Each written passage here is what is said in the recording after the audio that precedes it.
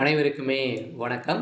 சற்று முன் கிடைத்திருக்கக்கூடிய ஒரு மிக மிக முக்கியமான செய்தி ஒன்று வெளியாகியுள்ளது. சற்று முன் அதிமுகவின் முக்கிய புள்ளி 10 எம்எல்ஏக்களுடன் திமுகவில் இணைந்தார். இது மாதிரி பார்த்தீங்கன்னா செய்திகள் வெளியாக இருக்குது.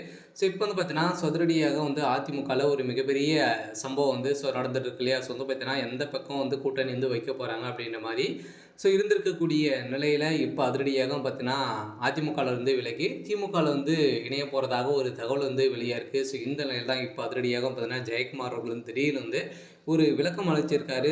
எடப்பாடி பழனிசாமி தலைமையிலான ஆட்சி நடக்க போகுது. இந்த நிலையில் தான் உட்கட்சிக்குள்ள ஒரு சில மோதல்களாம் ஏற்பட்டிருக்கு. பார்த்தீங்கன்னா இப்போ எடப்பாடி பழனிசாமி அவர்களுக்கு ஒரு மிகப்பெரிய அதிர்ச்சி அளிக்கக்கூடிய சம்பவம் தான் நடந்திருக்கு. இதை பற்றி இந்த வீடியோவில் நம்ம முழுமையாக பார்க்கலாம். அதுக்கு முன்னாடி நம்ம சேனலுக்கு இப்போ தான் நீங்கள் முதல் முறையாக வந்திருக்கீங்க அப்படின்னா மறக்காமல் நம்மளுடைய சேனலை சப்ஸ்கிரைப் பண்ணி சப்போர்ட் பண்ணுங்கள். வாங்க வீடியோக்குள்ளே போகலாம்.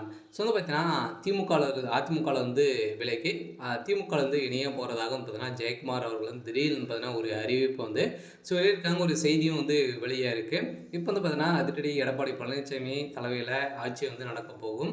அந்த அதிமுக அதிகாரப்பூர்வமான குரலாக ஊடகங்கள் முன்பு ஒழித்து வந்திருந்த நிலையில் முன்னாள் அமைச்சர் ஜெயக்குமார் வட சென்னையில் முக்கியமான முகமாக இருந்த ஜெயக்குமார் எடப்பாடி பழனிசாமி ஒன்றை தலைமை பொறுப்பு ஏற்க வேண்டும் என வெளிப்படையாக அறிவித்திருந்த நிலையில் அதே போல தேசிய ஜனநாயக கூட்டணியில் இருந்து வெளியேறிய போது பாஜகவால் தான் 2021 சட்டமன்ற தேர்தல் தோல்வி அடைந்தேன் என கட்டாயமாக விமர்சனங்கள் செய்து வந்த நிலையில் இந்த விமர்சனத்தின் அடிப்படையில் அதே சமயம் அதிமுக பாஜக கூட்டணி கடந்த ஏப்ரல் மாதம் அறிவிக்கப்பட்டது. அதன் பிறகு ஜெயக்குமார் ஊடகத்தை தவிர்த்து வந்தார். குறிப்பாக கூட்டணி தொடர்பாக ஒரு வார்த்தை கூட எந்த ஒரு இடத்திலுமே அவர் பயன்படுத்தவில்லை.